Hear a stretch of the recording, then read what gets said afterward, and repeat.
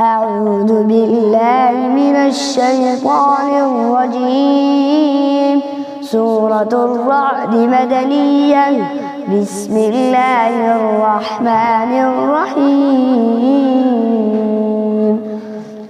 ألف لام ميم را. تلك آيات الكتاب والذي أنزل إليك من ربك الحق ولكن أكثر الناس لا يؤمنون. الله الذي رفع السماوات بغير عمد ترونها ثم استوى على العرش وسخر الشمس والقمر كل يجري لأجل مسمى يدبر الأمر يفصل الآيات لعلكم بلقاء ربكم توقنون.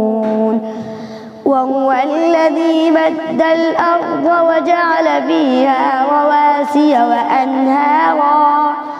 ومن كل الثمرات جعل فيها زوجين اثنين يغشي الليل النهار إن في ذلك لآيات لقوم يتفكرون. وفي الأرض قطع متجاورات وجنات من أعناب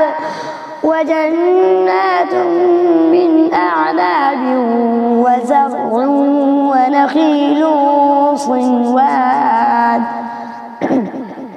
ونخيل صنوان وغير صنوان يسقى بماء واحد ونفضل بعضها على بعض في الأكل إن في ذلك لآيات لقوم يعقلون. وإن تعجب فعجب قولهم أإذا كنا ترابا أإنا لفي خلق جديد أولئك الذين كفروا بربهم وأولئك الأغلال في أعناقهم وأولئك أصحاب النار هم فيها خالدون. ويستعجلونك بالسيئة قبل الحسنة وقد خلت من قبلهم المثلات وإن ربك لذو مغفرة للناس على ظلمهم وإن ربك لشديد العقاب. ويقول الذين كفروا لولا أنزل عليه آية من ربه إنما أنت منذر ولكل قوم هاد. الله يعلم ما تحمل كل أنثى وما تغيض الأرحام وما تزداد وكل شيء عنده بمقدار. عالم الغيب والشهادة الكبير المتعال. سواء منكم من أسر القول ومن جهر به ومن هو مستخف بالليل وسارب بالنهار له معقبات من بين يديه ومن خلفه يحفظونه من أمر الله إن الله لا يغير ما بقوم حتى يغيروا ما بأنفسهم وإذا أراد الله بقوم سوءا فلا مرد له وما لهم من دونه من وال. الذي يريكم البرق خوفا وطمعا وينشئ السحاب الثقال ويسبح الرعد بحمده والملائكة ومن خيفته ويرسل الصواعق فيصيب بها من يشاء وهم يجادلون في الله وهو شديد المحال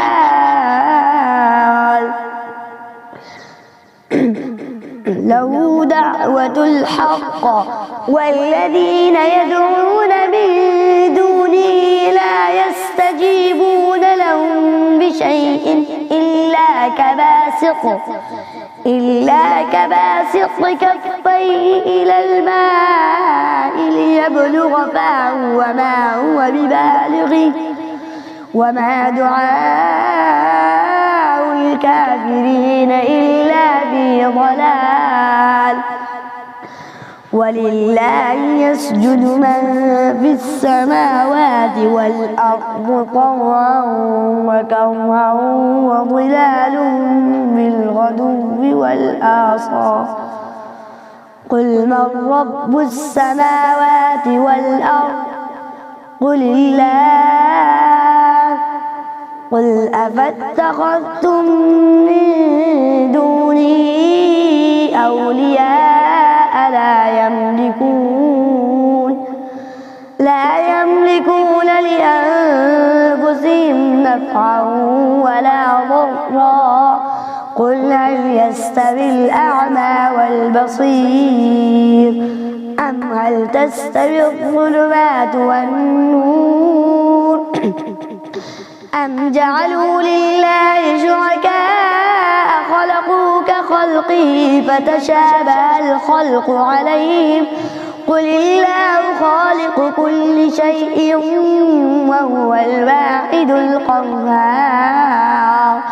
أنزل من السماء ماء فسالت أودية بقدرها فاحتمل السيل زبدا رابيا ومما يوقدون عليه في النار ابتغاء حلية أو متاع زبد مثله كذلك يضرب الله الحق والباطل فأما الزبد فيذهب جفاء وأما ما ينفع الناس فيمكث في الأرض كذلك يضرب الله الأمثال للذين استجابوا لربهم الحسنى والذين لم يستجيبوا له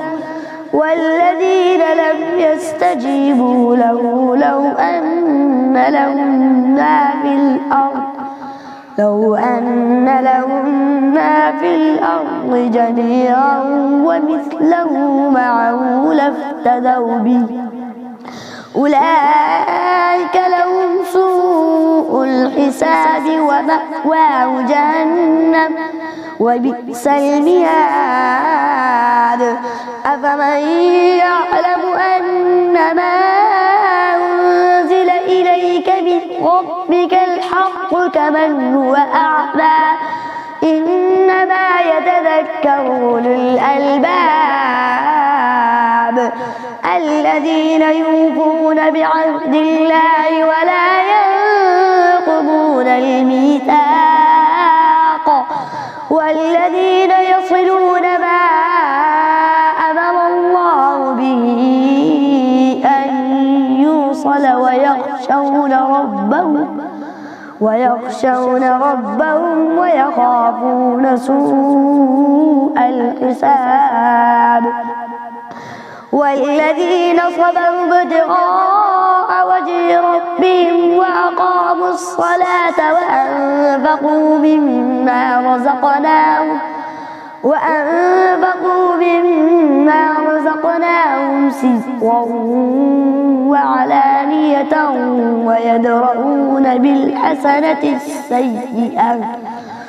ويدرؤون بالحسنة السيئة أولئك لهم عقبى الدار جنات عدن يدخلونها ومن صلح من آبائهم وأزواجهم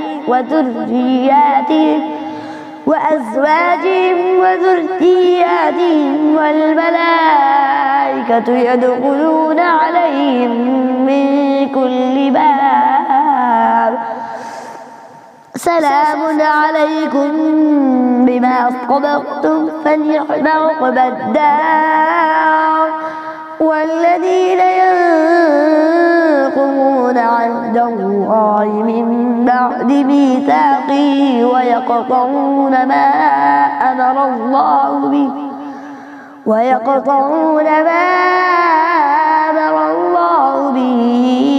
أن يوصل ويفسدون في الأرض أولئك لهم اللعنة ولهم سوء الدار ولقد آتيناهم الله يبسط الرزق لمن يشاء ويقدر وفرحوا بالحياة الدنيا وما الحياة الدنيا في الآخرة إلا متاع ويقول الذين كفروا لولا أنزل عليه آية من ربه قل إن الله يضل من يشاء ويهدي إليه من أناب الذين آمنوا وتطمئن قلوبهم بذكر الله ألا بذكر الله تطمئن القلوب الذين آمنوا وعملوا الصالحات طوبى لهم وحسن مآب كذلك أرسلناك في أمة قد خلت من قبلها أمم لتتلو عليهم الذي أوحينا إليك وهم يكفرون بالرحمن قل هو ربي لا إله إلا هو عليه توكلت وإليه متاب ولو أن قرآنا سيرت به الجبال أو قطعت به الأرض أو كلم به الموتى بل لله الأمر جميعا أفلم ييأس الذين آمنوا أن لو يشاء الله لهدى الناس جميعا ولا يزال الذين كفروا تصيبهم بما صنعوا قارعة أو تحل قريبا من دارهم حتى يأتي وعد الله إن الله لا يخلف الميعاد ولقد استهزئ برسل من قبلك فأمليت للذين كفروا ثم أخذتهم فكيف كان عقاب أفمن هو قائم على كل نفس بما كسبت وجعلوا لله شركاء قل سموهم أم تنبئونه بما لا يعلم في الأرض أم بظاهر من القول بل زين للذين كفروا مكرهم وصدوا عن السبيل ومن يضلل الله فما له من هاد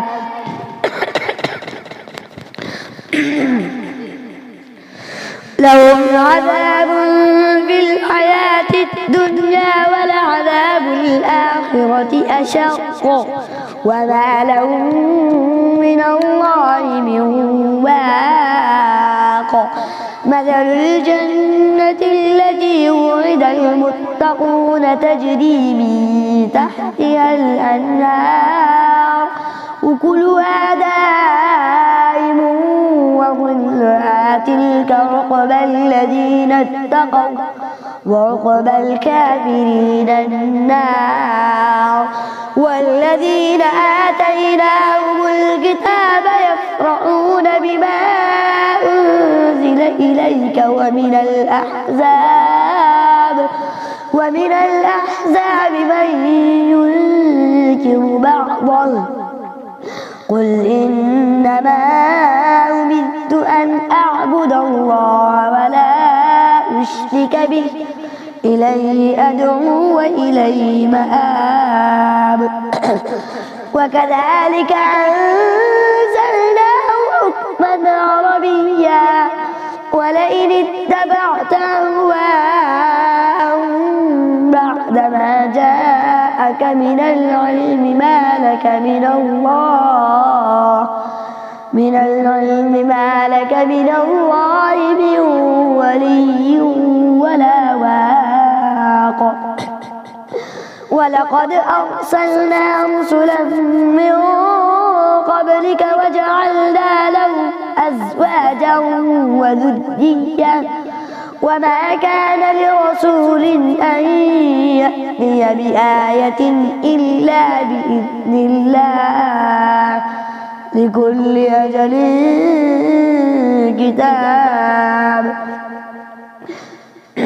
يمحو الله ما يشاء ويثبت وعنده الكتاب وإما نرينك بعض الذي نعدهم أو نتوفينك فإنما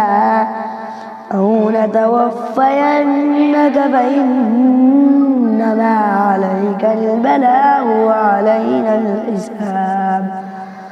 أولم يروا أنا نأتي الأرض ننقصها من أطرافها والله يحكم لا معقب لحكمه وهو سريع الحساب وقد مكر الذين من قبلهم فلله المكر جميعا يعلم ما تكسب كل نفس وسيعلم الكفار لمن عقبى الدار ويقول الذين كفروا لست مرسلا قل كفى بالله شهيدا بيني وبينكم ومن عنده علم الكتاب صدق الله العظيم.